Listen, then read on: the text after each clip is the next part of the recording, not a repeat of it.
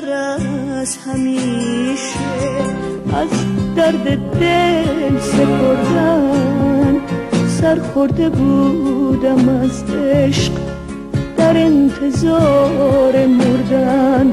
با قامتی شکسته از کوله بار غربت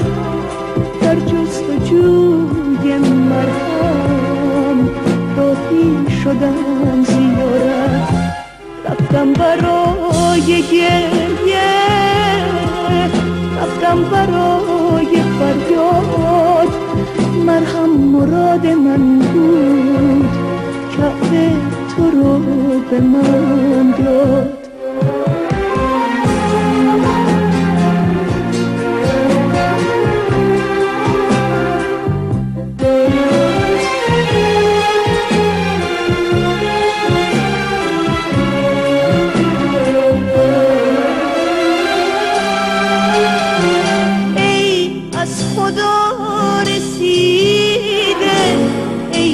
تمام عشقی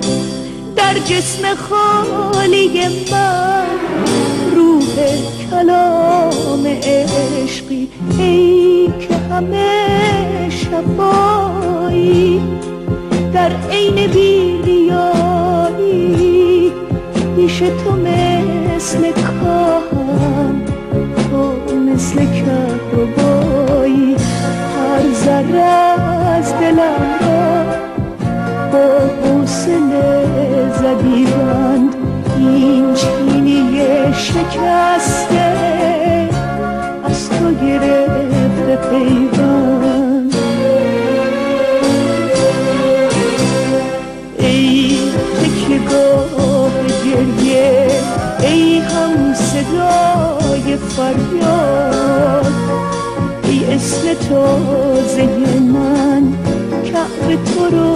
به من داد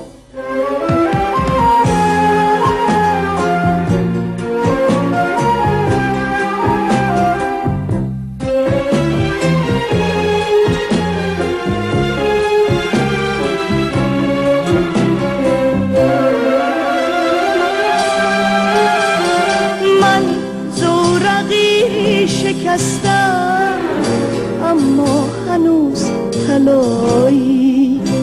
طوفان حریف من نیست وقتی تو ناخدایی بالاتر از شفایی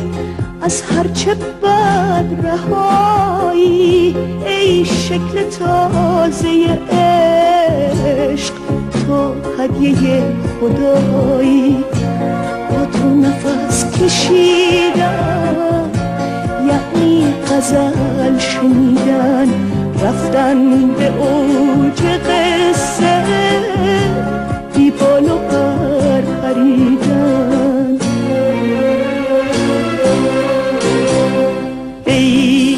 تکیه‌گاه گریه ای هم صدای فریاد ای اسم تازه من کعبه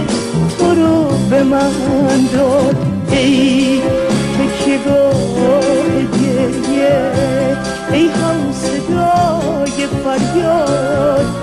ای اسم تازه من کعبه